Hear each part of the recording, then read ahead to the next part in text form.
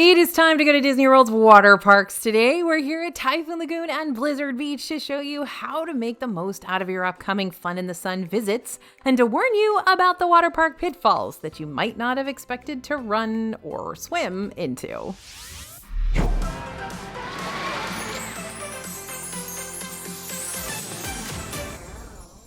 Hey everybody, it's AJ for Disney Food Blog, and when I tell you that the DFB team has been everywhere in Disney World, I mean everywhere, and that goes for Disney World's water parks. Personally, I'm super familiar with the water park scene because my son often prefers the water parks to the theme parks, especially if we're heading to Disney around summertime. He is a water slide fiend. So, the goal of today's video is to pass down our wealth of water park knowledge to all of you so that you can A, decide if you want to squeeze in a water park day at all during your vacation, and B, figure out the top priority experiences at both parks. Also C, learn about the interesting quirks of the water parks before they surprise you on the day of your visit. Cowabunga dudes, let's dive right in. Disney World has not one, but two water parks that you could potentially hit up during your vacation. And while both water parks have similar offerings like water slides and lazy rivers and wave pools and other classic water park stuff, they have very different themes. Disney's Blizzard Beach takes place in an alpine-style ski resort setting, so if you're a fan of the winter meets summer aesthetic, ski lifts, and fun decor featuring characters from the Frozen gang, then Blizzard Beach will be up your alley. Meanwhile, Disney's Typhoon Lagoon is themed like a tropical island that's been hit by, well, a typhoon. Don't worry, the typhoon is gone, but the aftermath of the wreckage is all part of the immersive theming here. Typhoon Lagoon is best known for its massive waves over at the surf pool, more on that later, as well as its subtle, very subtle, Society of Explorers and Adventurers inspiration. Note, depending on when your vacation lands, only one water park may be open at a time. But in 2026, Disney has announced that both water parks will be open starting May 26th and until September 8th. These dates also align with when Disney will be offering free water park tickets for hotel guests. Yep, I said free tickets to a Disney World theme park. Hard to pass that up, right?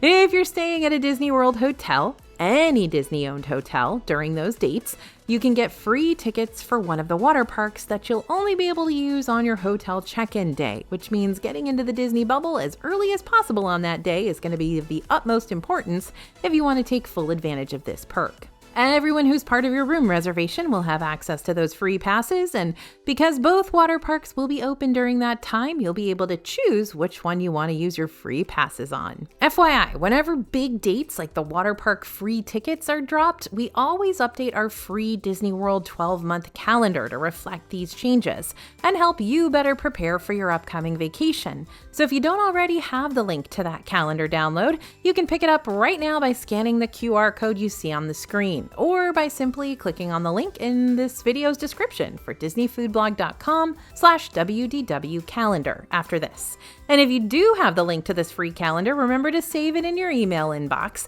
That way you can always have access to the latest downloadable version.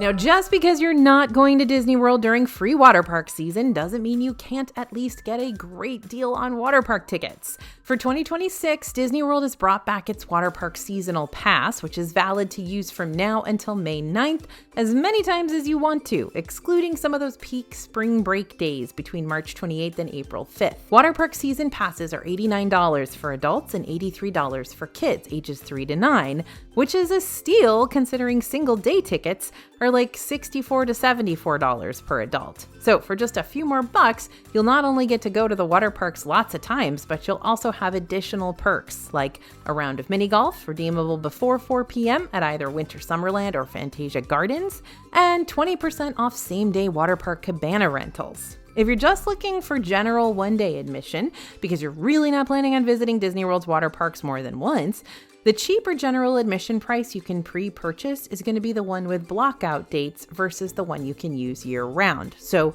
unlike Disney's theme park tickets, you're not buying a date-based ticket for your water park visit. The ticket with blockout dates will be $10 cheaper per adult, but you won't have access to the parks from May 23rd to September 26th, 2026, which just might not be feasible for your specific trip anyway. And depending on the specifics of your vacation, you might choose to invest in a Park Hopper Plus instead.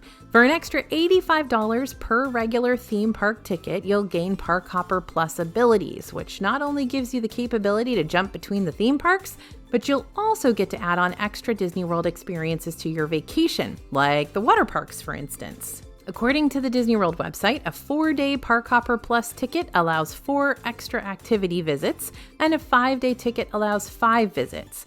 Typically, it tends to make more sense for us to just pay for those 1-day tickets outright, especially if you don't think you're going to have time to actually experience 4 to 5 extra activities during your trip, nor do you really want to do a whole lot of park hopping. That being said, you will want to look over the fine print yourself and see if Park Hopper Plus might still be a good fit for your specific vacation circumstances. If you have or are planning on buying an annual pass, you can spend an extra $109 on top of that pass purchase to include the water and sports option. During the duration of your annual pass then, this add-on is going to give you 1 admission per day to select Walt Disney World experiences with no blockout dates, which does include the water parks too. There is some overlap to what you'll bring to the Disney theme parks versus what you'll bring to the water parks, like sunscreen, sunglasses, and hats to keep the sun from burning your poor scalp. But there are a few key differences in what you're going to bring to the water parks, like water shoes, for instance.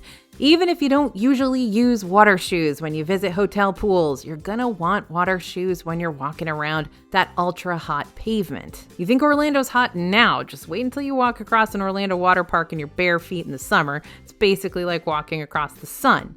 And even when the sun isn't as blazing in the morning or toward the end of the day, this is something that Bria and I are adamant about. The water park concrete is still going to be problematic because there are these little craters in the pavement that cut up your feet. I'm not even joking. Bria was like, you really need to bring water shoes. And I was like, I don't think so. I've got pretty tough feet. And by the end of the day at the water park, I could not even walk, you guys. And so from now on, it is water shoes or nothing. I promise you that a good sturdy water shoe can help you save the day. Just be sure that the water shoes you purchase have a solid back strap and no exposed zippers, buckles, or metal of any kind. Otherwise, you won't be able to wear them on the rides. Complimentary towels are available at the water parks, but for Disney hotel guests only. So if you're not staying at a Disney-owned hotel during your trip, you'll either want to bring your own towel from home or plan to rent one once you're at the park for around $2 each. It's also a good idea to bring a beach bag to store your stuff. When you arrive, you can place all of your belongings on one of the many lounge chairs to claim your spot for the day, but if you'd rather store your stuff in a more secure location, locker rentals are available for either $10 per day if you want a standard size locker, or $15 per day if you want a large locker. I'd also recommend bringing a change of clothes with you, especially if you have dinner plans immediately after your water park day. Near both of the water park entrances, you'll find showers and changing rooms that are free for you to use when you're ready to get all cleaned up. This will help you prevent from having to backtrack all the way to your hotel room to change back there instead, which could kill a ton of time that you might need if you're trying to make it over to a dining reservation ASAP. To get to either of the Disney water parks, Disney only has one free method of transportation, the buses. To get to Blizzard Beach from Disney World Hotel via bus, you'll generally head to Disney's Animal Kingdom and then transfer to the Blizzard Beach bus from there. As for Typhoon Lagoon, you'll need to travel via bus from your Disney World Hotel to the Disney Springs area, then transfer onto its respective water park bus. Unlike the theme parks, where guests who are not staying at one of the Disney hotels must pay per day to park their car, parking at the water parks is free for all water park guests, regardless of their hotel status. Now, I'm not going to sit here and tell you that water park dining is gourmet by any means, but you can typically find some tasty treats across Typhoon and Blizzard Beach with their small selection of quick services and kiosks, including unique Dole Whip creations, substantial savory entrees, and tropical spirits too. Here are a few of our favorite places to go when we're in need of an afternoon snack or meal in between all this blishin' and splashin'. At Typhoon Lagoon, Leaning Palms is one of the headline quick services. The seating area outside of this place is large and primarily open air, but a large portion of the area is also protected by a pergola-style roof. Expect to find items here like rice bowls and cheeseburgers, flatbreads, nachos, salads, and sandwiches. This is also one of the locations where you're going to be able to purchase a refillable sipper cup, which will be good for free water park refills for the rest of the day. Low Tide Lou's serves up a small selection of eats like chicken wraps, hot dogs, and salads, as well as popcorn and popcorn refill buckets. The Snack Shack is best known for its Dole Whip varieties, but the most noteworthy Dole Whip option here is the Dole Whip Bathtub Sundae, loaded up with pineapple, strawberry, and orange Dole Whip in a souvenir bathtub-shaped bowl.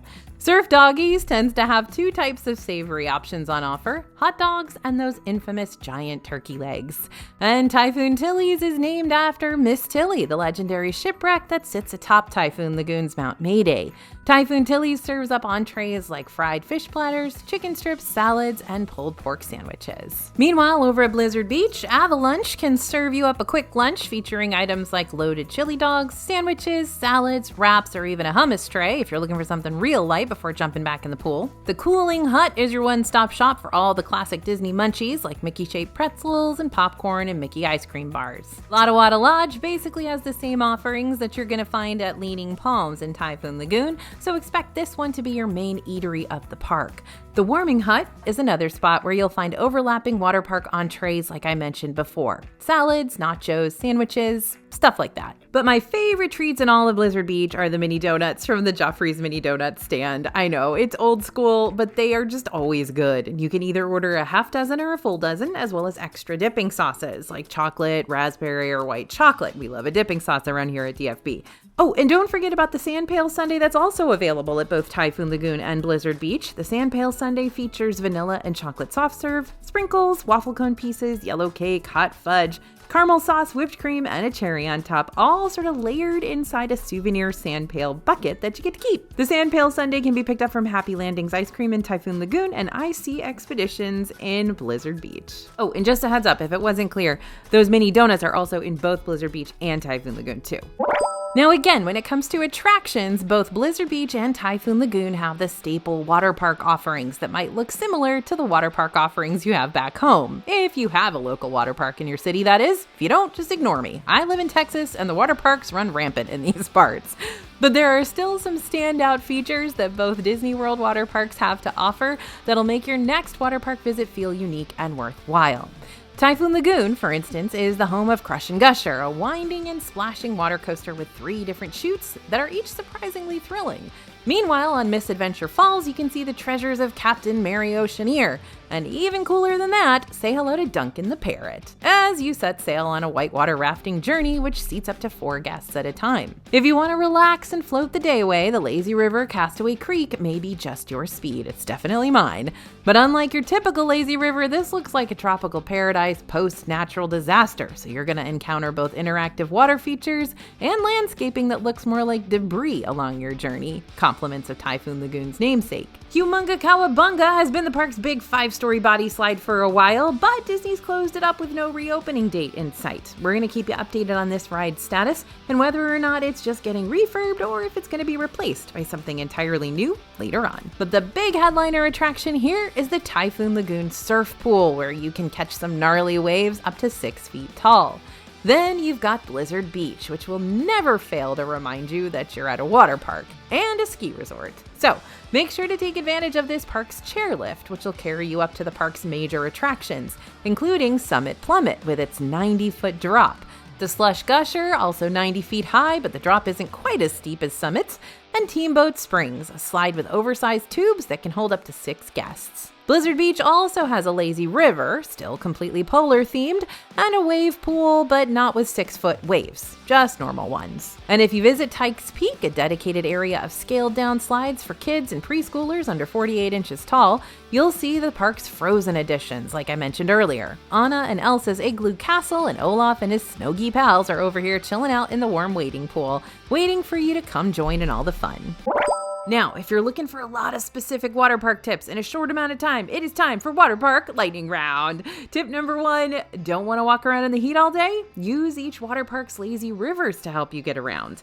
Castaway Creek in Typhoon Lagoon wraps around the whole park and has 5 entry and exit points. And Cross Country Creek at Blizzard Beach also wraps its way around the park and has 7 different entry and exit points. Tip number 2, want to improve your chances of winning the toboggan mat racers at Blizzard Beach? Push off real hard, keep your legs straight and together, keep your chest low, and let gravity do the rest. Tip number 3, on the left slopes of Mount Mayday, you're going to find 3 raft slides. The tamest of them is Keelhaul Falls, which also usually has the shortest lines. Gangplank Falls is the family raft ride where you might be combined with another group if there's only 1 or 2 of you, since the max occupancy is 4 adults.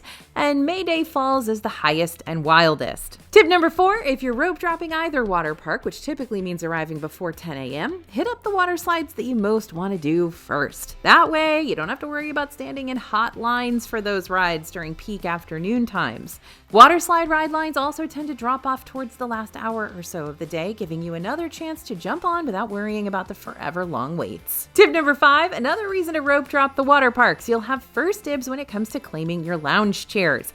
The best lounge chairs tend to be the shaded ones in the wave pool areas, which tend to go fast, so stake out your spot ASAP. Tip number 6, luxury cabanas are available at each water park for day rentals with room for up to 10 or 12 guests. Each cabana features cushioned seating available for 6, towels, refillable water park drink mugs, a locker to store your stuff, and a cooler filled with ice and bottled water. If you're hungry, you'll have a cabana attendant that will take and bring your food orders to your group too, though separate charges for food do apply. Now, last-minute cabana rentals could still be available on the day of your visit on a first-come, first-served basis, but you can also reserve them ahead of time through the Disney World website or My Disney Experience app. Now, if you want to spend a little bit less, you can get the Lodge umbrellas at Blizzard Beach or the Typhoon Lagoon umbrellas. Now, this basically is from $49 to $109 plus tax, and you'll get a beach umbrella, 2 lounge chairs, 2 beach chairs, a drink table, and towels, all dedicated to just you. And that way you don't have to sort of rope drop and get there right away in order to get a good lounge chair with an umbrella.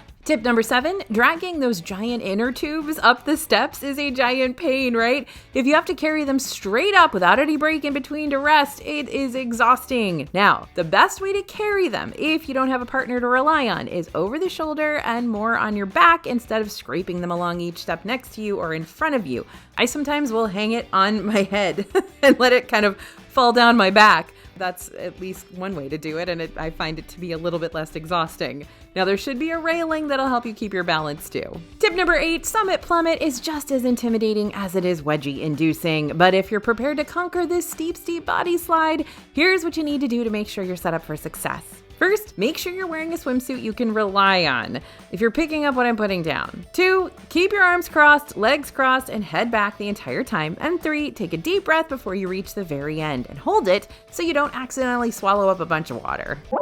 Now, if all that stuff isn't unique enough for you, let's throw in a couple more extra offerings that happen specifically over at Typhoon Lagoon at select times throughout the year. Starting with H2O Glow After Hours. This is an extra ticket event typically held on select dates during the summer. This event features glow-in-the-dark fun after the sun goes down, with shorter wait times for the park's water slides, a DJ dance party, exclusive menu items, Disney character appearances, and more. And much like the theme park after-hours events, you'll receive complimentary snacks like ice cream and popcorn and fountain drinks throughout the evening too.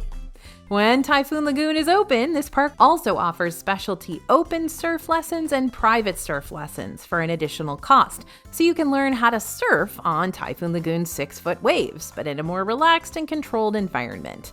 You can find more info about these lessons over on the Disney World website. Okay, I gotta get myself back to the Disney World water park, and soon. But remember, we got a lot of other videos out now that'll help you plan out your 2026 Disney World vacation. We've even got a whole Disney World 2026 playlist if you want to watch those planning videos back to back. And don't forget to download our free 12-month Disney World calendar over at disneyfoodblog.com/WDW calendar. Thanks for listening, everyone, and thanks for watching. As always, this is AJ for Disney Food Blog, and we'll see you real soon.